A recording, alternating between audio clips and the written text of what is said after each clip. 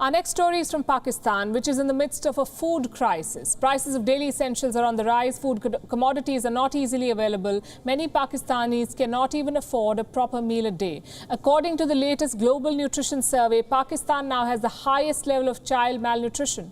Around 33% of all Pakistani children are underweight. 44% of all children are stunted. According to another report, at least 177,000 Pakistani children under the age of 5 die every year. 177,000 child deaths every year. That's because these children or their mothers are malnourished. And it doesn't end there. According to Pakistan's own figures, 37% of its population faces food insecurity, primarily because it cannot afford a proper diet. Now, given the state of affairs, one would expect the Pakistan government to show a sense of urgency in solving this food crisis. One would expect it to introduce policies to control food prices. But the Prime Minister of Pakistan says he did not enter politics to control food prices. Listen to this. तो मैं सबसे पहले ये कहना चाहता हूं कि मैं 25 साल पहले जब सियासत शुरू की थी तो मैं इसलिए नहीं आया था कि टमाटर की क्या कीमत है और आलू की क्या कीमत है। मैं इसलिए आया था कि मैं पाकिस्तानियों को एक कौम बनाना चाहता था। You heard that. I did not join politics to check the prices of tomatoes and potatoes. It's hard to imagine an elected representative say that.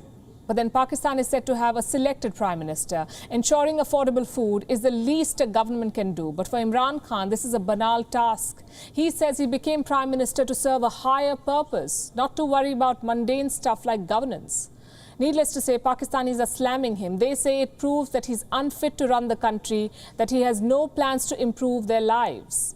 As for Imran Khan, he has bigger fish to fry, like saving his chair. He faces a no-confidence motion. The final vote will be held later this month. His allies are already leaving him. Reports say several disgruntled PTI leaders have been flying to London to meet Nawaz Sharif, the former Prime Minister of Pakistan. Apparently, they're trying to strike a bargain with him.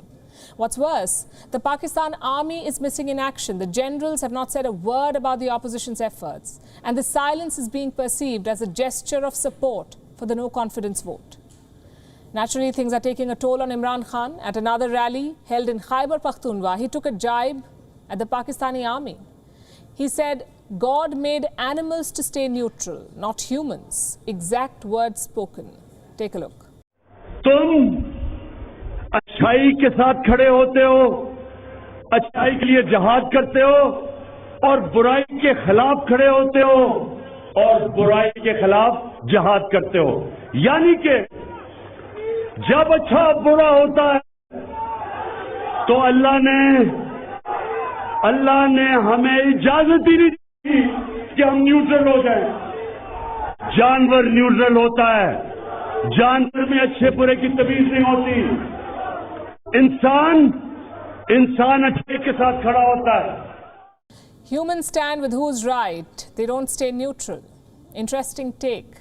Let me introduce you to the Imran Khan of May 2018. He was yet to become Prime Minister of Pakistan then. Ahead of the elections, he praised the Pakistan Army's virtue of neutrality. He called the Pakistan Army chief the most neutral and pro-democratic general. 4 years on, if you're neutral, you're an animal apparently. The army is yet to respond. We doubt they'll do so with words. WION is now available in your country. Download the app now and get all the news on the move.